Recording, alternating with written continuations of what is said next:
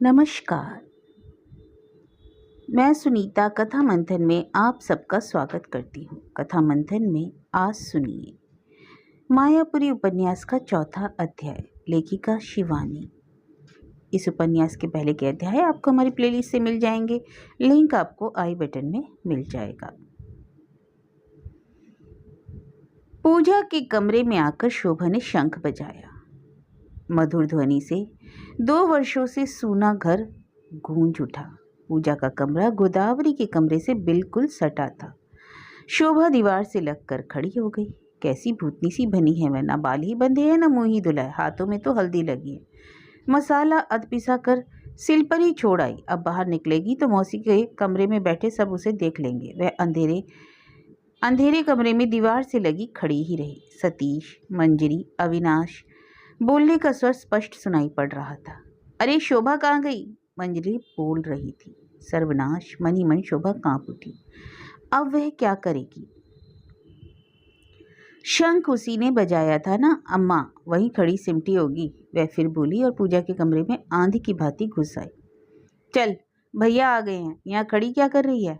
हाँ या ना कहने तक पसीने में डूबी जाती कांपती शोभा को वह माँ के कमरे में खींच लाई। भैया, यह है मार्बल। कोई भी अतिथि या अपरिचित उसे देखकर छिपना इसका विशेष गुण है। उसकी धानी साड़ी का आंचल फहराकर गिरा जा रहा था। उसकी भयत्रस्त हरटी सी आंखों को देखकर गोदावरी समझ गई कि वह मुक्ति पाने को छटपटा रही है। आहा, क्यों परेशान कर रही है मंजरी? शोभा, तो चौके में स्टॉप पर कुछ रखा तो नहीं है? जल ना जाए, जा देखा। शोभा हाथ छूटते ही तीर से छिटक गई। सतीश को मंजरी के पत्र से ज्ञात हो गया था कि दुर्गा मौसी की लड़की उनके यहाँ से पढ़ रही है। बेचारी गांव में रही है, इसी से इतना झेपती है। मंजरी भाई का सूटकेस ले आई। बोली, भैया खोलिए तो जरा इसे, देखिए क्या क्या लाए हैं। अरे सतीश को दम तो लेने दे, माँ ने एक धमकी दी। पर सतीश ने उठकर सूटकेस खोलकर ना उपहार निकाले। बहन के लिए एक छोटी सी सुंदर स्विस घड़ी लाया था। नायलॉन की कई हल्की पारदर्शी साड़ियाँ थी। अविनाश के लिए एक सोने का सिगरेट केस था। माँ के लिए प्लेटिनम की 3 हीरे की कनिया जड़ी अंगूठी थी। मंजरी बोली, रुकिए भैया, मैं शोभा को बुला लाऊं। शोभा को वह फिर पकड़ लाई और मोड़े पर बिठा दिया। स्वयं निकाल कर चीजें दिखाने लगी। जब वह सबको उपहार वितरित कर चुका तब उसकी दृष्टि शोभा के नत मुखमंडल पर पड़ी। भद्रता के नाते उसे भी तो कुछ देना होगा, पर अब तो कुछ भी नहीं बचा। एक वस्तु थी अवश्य जिससे उसने अभी बाहर नहीं निकाला था, इन उपहारों से कहीं अधिक सुंदर। हीरे का एक छोटा सा क्रॉस जो पतली सोने की चेन के मध्य में जड़ा था। सविता के गौर वर्ण पर वह कितना सुंदर दिखेगा। वेनिस की एक छोटी सी दुकान पर वह दिख गया था। दाम पूछे तो सिर चकरा गया, पर मन नहीं माना। अपनी कितनी दैनिक आवश्यकताओं को घटाकर वह उसे आखिर खरीद ही लाया था। यह क्या उसे दे सकता है? वह नहीं। कभी नहीं। गांव की एक सामान्य सी दरिद्र लड़की जिसे शायद उसके हुक बांधने का भी शऊर ना हो, उस नेकलेस को लेकर क्या करेगी? वह सोच ही रहा था कि उसकी माँ एकाएक बोली, क्यों रे सतीश, एक बहन तेरी और भी तो थी, उसके लिए कुछ नहीं लाया? ले बेटी शोभा, यह अंगूठी तू पहन। ईश्वर ने चाहा तो मेरा सतीश मुझे न जाने कितनी और अंगूठियां पहनाएगा।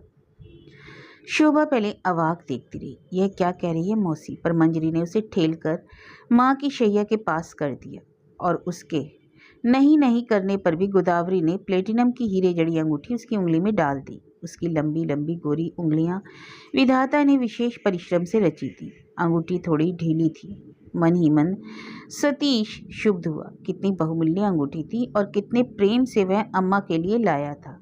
यह गांव की लड़की कभी प्लेटिनम को टीन समझकर फेंक ना दे। शोभा उठकर फिर चौके में चली गई। बड़ी देर तक गोदावरी के कमरे में बैठक जमी रही। दूसरे दिन कथा थी। सतीश को बड़ी उत्सुकता हो रही थी कि पता नहीं सविता आएगी या नहीं। आज तक तो वह सविता से कभी बोला भी नहीं है। दूर से कन्वोकेशन में देखा भर है। जब वह एडिनबरा में था कई बार उसके जी में आया कि वह उसे पत्र लिखे, चेष्टा भी करे, पर न जाने कितने पत्र फाड़ फाड़ कर फेंक दिए। नववर्ष पर सविता ने ही उसे 2 अत्यंत सुंदर कार्ड भेजे थे। एक में 2 कबूतरों का जोड़ा साथ साथ उड़ रहा था। कितनी भावुक लड़की है। दूसरे कार्ड में सुंदर मुक्ता से अक्षरों में नव वर्ष की शुभकामनाएं थी। 3 अक्षरों का गुथा सविता नाम उसके हृदय में बस गया था। वह अकेले में मंजरी से सविता के विषय में पूछने का साहस भी नहीं कर पा रहा था, क्योंकि मंजरी फिर सबके सामने मजाक बनाएगी। वह बड़ी देर तक माँ के कमरे में बैठा अपने प्रवास की बातें करता रहा, फिर अपने कमरे में जाकर सो गया। दूसरे दिन सत्यनारायण की कथा थी। आंगन में दरी बिछी थी, केले के पत्तों का सुरमई मंडप बना था। उसके नीचे संगमरमर की चौकी पर पूजा का सिंहासन रखा था। उस पर रखी सोने चांदी की मूर्ति फलों से ढकी थी। शोभा कभी चरणामृत घोल रही थी, कभी दोनों में प्रसाद सजा रही थी। आज गोदावरी भी कई तकियों के सहारे बाहर बैठी थी। गूगल धूप की मंडराती सुगंधी गोल चक्र सा बनाकर उठ रही थी। कथा आरंभ हो चुकी थी। पंडित जी कन्या लीलावती के सौभाग्य और दुर्भाग्य का सस्वर वर्णन कर रहे थे कि शोर मचा। कार आ गई, तिवारी जी आ गए। स्त्रियों में खलबली मच गई। क्षण भर के लिए पंडित जी ने पाठ बंद कर चश्मा उतार कर रख लिया और उठ खड़े हुए। जनार्दन जी अभ्यर्थना के लिए आगे बढ़ गए। सतीश के मित्रगणों का जमघट भीतर के कमरों में था।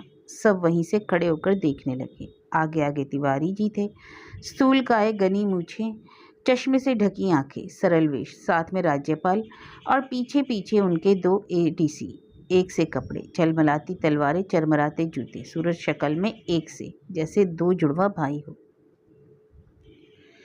उनके साथ ही सविता थी। जब सतीश विदेश गया था तब तो उसके बाल कटे नहीं थे, पर आज कटे बाल और भी छोटे छोटे मोड़कर ऊपर उठा लिए गए थे। अंग प्रत्यंग के बढ़ते मांस को यथाशक्ति बंधन में ढालने का विफल प्रयत्न किया गया था, कसे ब्लाउज में कसकर। गले में एक नीलम का हार था, आंखों पर धूप का चश्मा और हाथ में आसमानी रंग का पर्स, जिसे वह लापरवाही से झुलासी रही थी। रंग स्वास्थ्य के साथ साथ जैसे और भी निकल आया हो।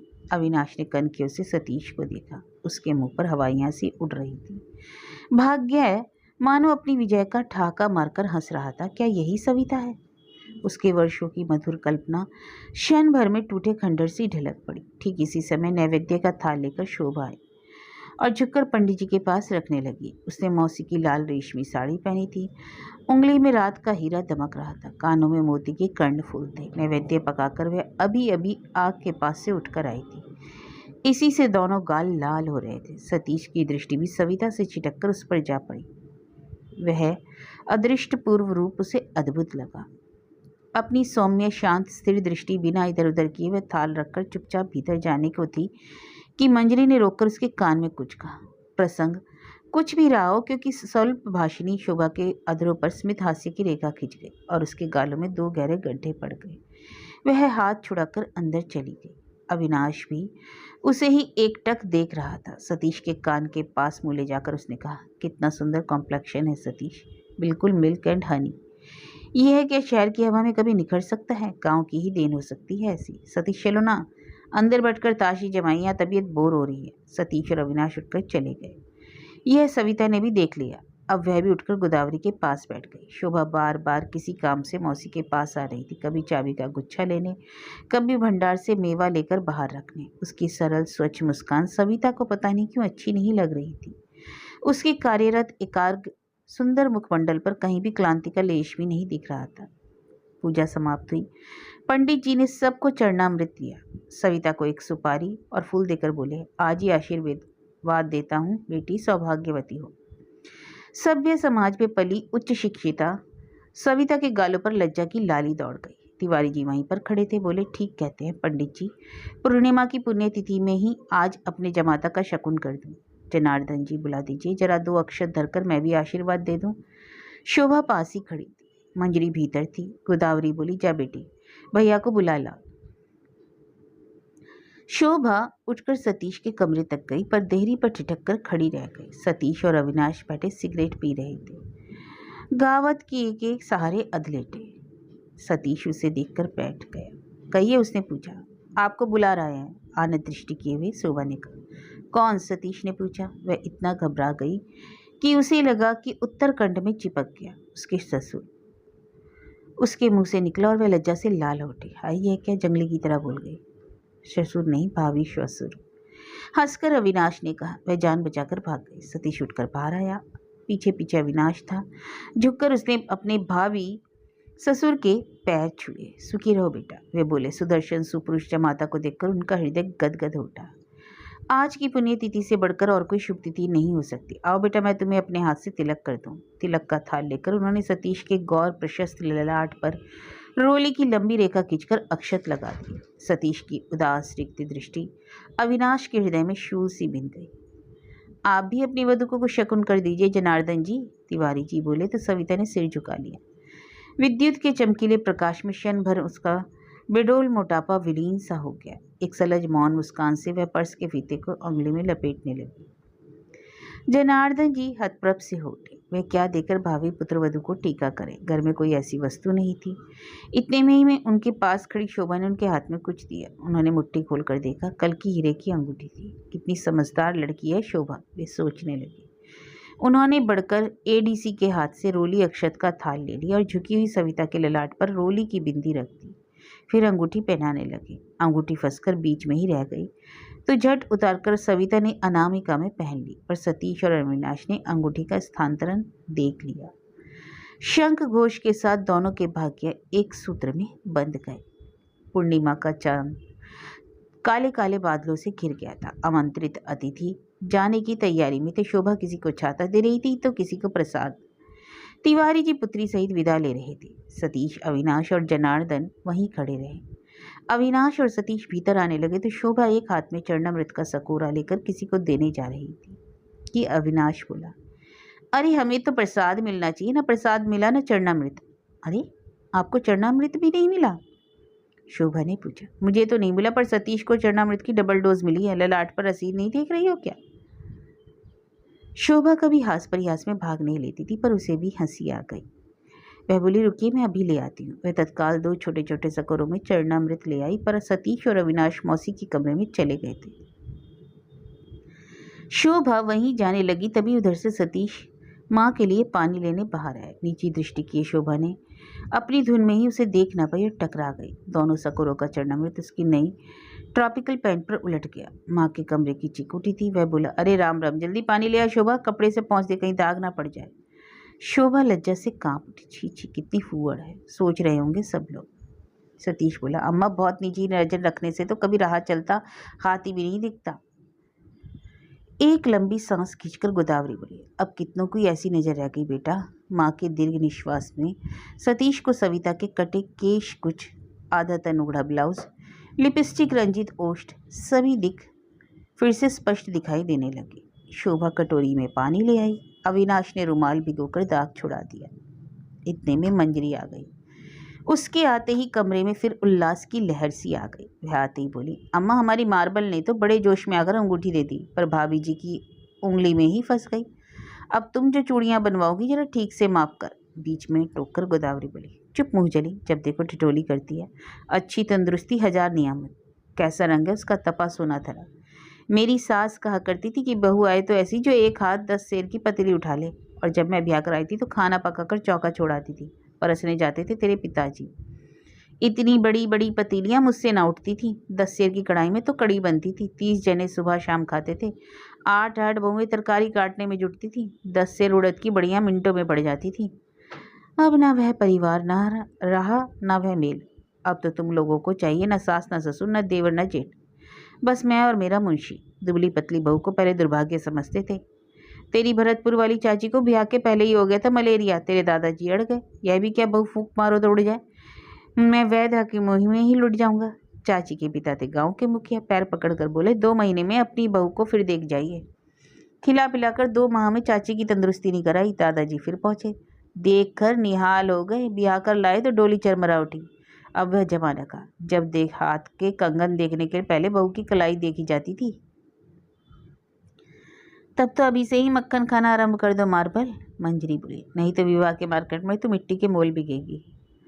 शोभा के पहले तो तेरी ही सुझानी पड़ेगी। सतीश, अब इसके लिए भी कोई लड़का देखना।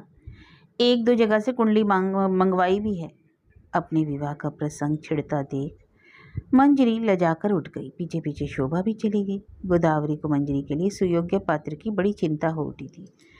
जैसे ही उन्मुक्त वातावरण में मंजरी बनी थी, वैसे ही घर उसके लिए आवश्यक था।